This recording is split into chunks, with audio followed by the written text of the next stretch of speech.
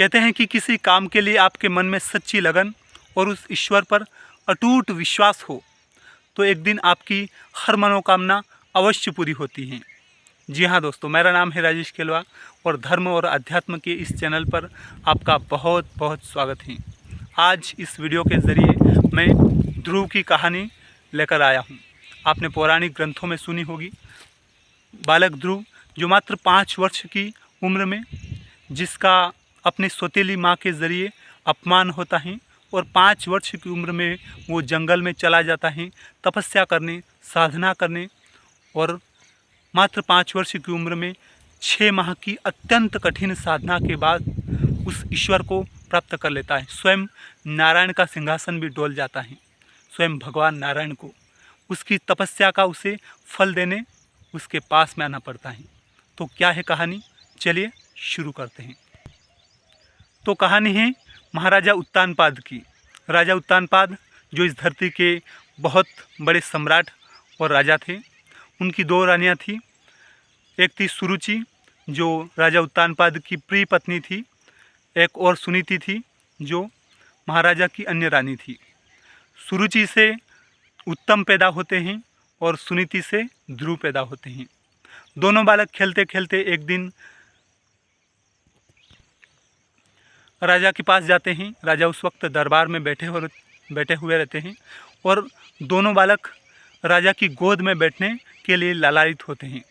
तो उत्तम जो कि सुरुचि से पैदा हुआ है वो तो महाराज की गोद में बैठ जाता है, लेकिन ध्रुव जो कि महाराज की गोद में बैठने के लिए जैसे ही जाता है और रानी वहाँ पर मौजूद होती हैं तो सुरुचि उनसे कहती है कि बालक, तू महाराज की गोद में बैठने लायक नहीं है, क्योंकि तूने ऐसा कोई पुण्य नहीं किया। जो तू मेरी कोख से पैदा हुआ और मेरी कोख से पैदा तू नहीं हुआ है, इसलिए तू महाराज की गोद में बैठने का अधिकारी नहीं है।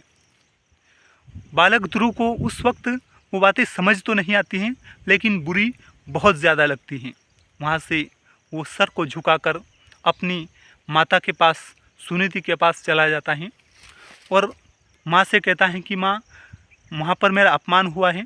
क्या मैं अगर सुरुचि की कोख से पैदा नहीं हुआ तो मुझे महाराज की गोद में बैठने का अधिकार नहीं है? तो उसकी माँ उसे समझाने की कोशिश करती है कि अवश्य ही तूने कोई अच्छा कर्म नहीं किया होगा पिछले जन्म में, इसलिए तू उनकी कोख से पैदा नहीं हुआ। इसलिए वाकई में वो महाराज की प्रिय रानी है और उनकी संतान को ही महाराज की गोद में बैठने का और इस राज्य का भावी सम्राट होने का अधिकार है।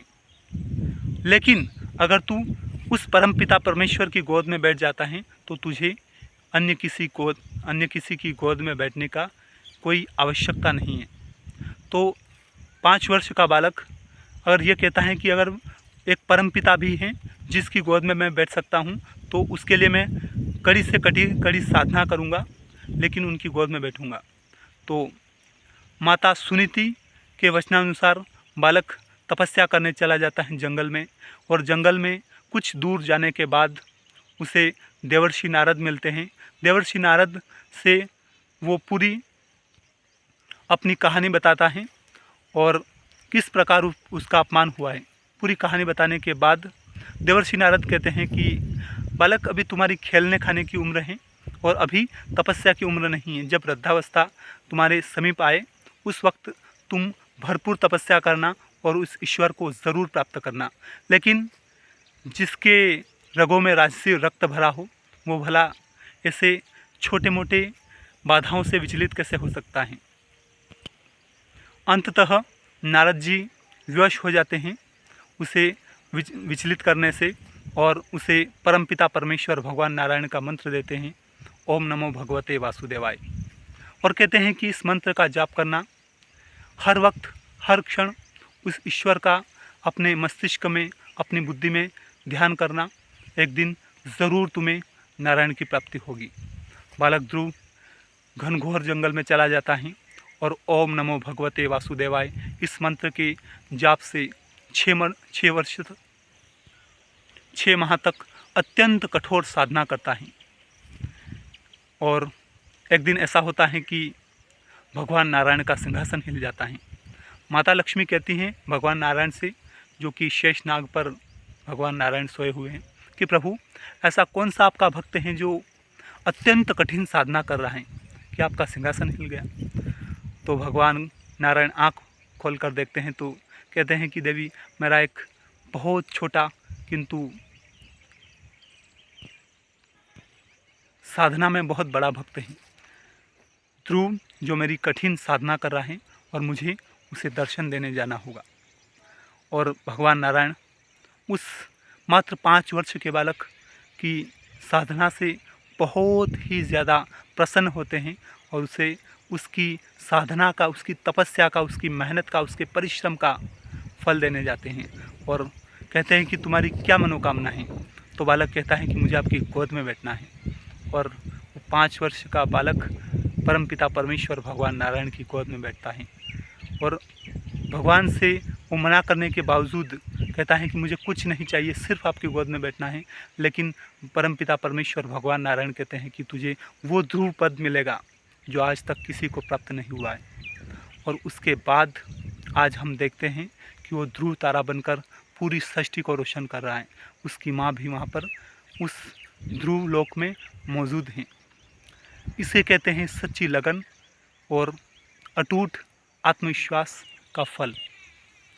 तो दोस्तों, ये थी बालक ध्रुव की कहानी और इस कहानी से हमें यही शिक्षा मिलती है कि हम कोई भी काम शुरू करें, शुरुआत में आपको बहुत सारी समस्याएं आएंगी, बाधाएं आएंगी और बाधाएं आपकी सम्मुख दीवार बनकर खड़ी होंगी। लेकिन अगर आप धीरे धीरे आगे बढ़ते रहे तो एक एक करके सब खत्म होती जाएंगी और आपको पता भी नहीं चलेगा। लेकिन वक्त लगेगा। आप सोचते हैं कि आज मैंने कोई काम शुरू किया और मुझे कुछ ही दिनों में या कुछ ही महीनों में सफलता हासिल हो जाएगी, एक ऐसी सफलता जो हज़ारों लोगों को प्रभावित कर दे, तो ये वाकई में मुश्किल है और असंभव भी हो सकता है। लेकिन आप कड़ी साधना, कड़ी मेहनत और उस ईश्वर पर अटूट विश्वास रखें तो एक दिन आपकी हर मनोकामना पूरी होती है। और इसी के साथ इस वीडियो को अंत करते हैं। आप सबको मिलते हैं अगले वीडियो में। तब तक के लिए जय श्री राम, जय हिंद, जय भारत, वंदे मातरम।